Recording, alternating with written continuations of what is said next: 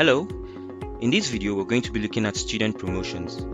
This feature is only available in first term. At the beginning of a term, students need to be promoted from one class to another. To access the student promotions feature, we click on Classrooms, Student Promotions. At the top, we see definitions of two symbols, confirmed and unconfirmed. Next to it, we have promotion cutoff point.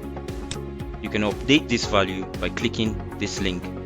Setting a value here will determine whether a student should be promoted or not. So for this example, we're going to be working on Primary 1 and Primary 2. So we're going to promote Primary 1 students to Primary 2 and Primary 2 students to Primary 3. So let's start with Primary 1. As you can see, we have 8 students. We have the first name, the last name, the cumulative class total, the cumulative class position, the cumulative overall position. We have the new class and whether they are promoted or not. Values here could be yes or no. This is determined by the cutoff point we set in the previous screen, which is this one. The current value set is 0. We can update this value by changing the value and clicking save. So this has now been updated to 50%. So back to the promotions list. The value we set there will determine whether the student is promoted or not. So since we set a cutoff point for 50, any student below 50 would not be promoted. So as you can see, all the students are above 50, so they are all promoted. You can edit individual rows by clicking edit. You can decide to not promote a student by changing the value here. By default, students are moved to the immediate next classroom. So students in Primary 1A are moved to Primary 2A.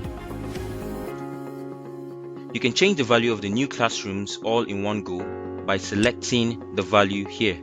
So for instance, I want all the students in Primary 1 to be promoted to Primary 3.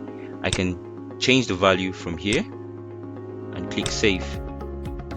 So all the students in Primary 1 will be moved to Primary 3.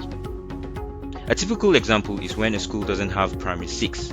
Students from Primary 5 are taken to JS1. So you can make that update directly from the Set New Classroom drop-down.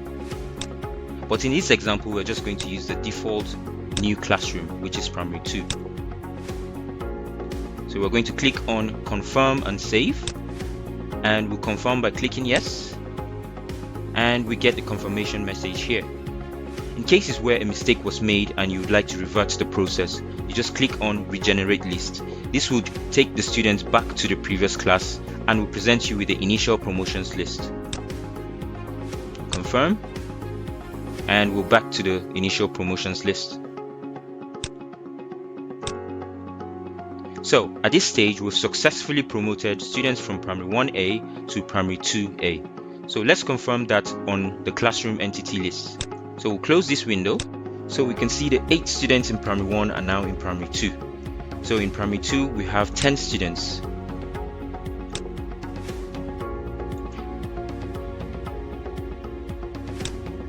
We'll repeat the process to remove the 2 students from Primary 2 to Primary 3.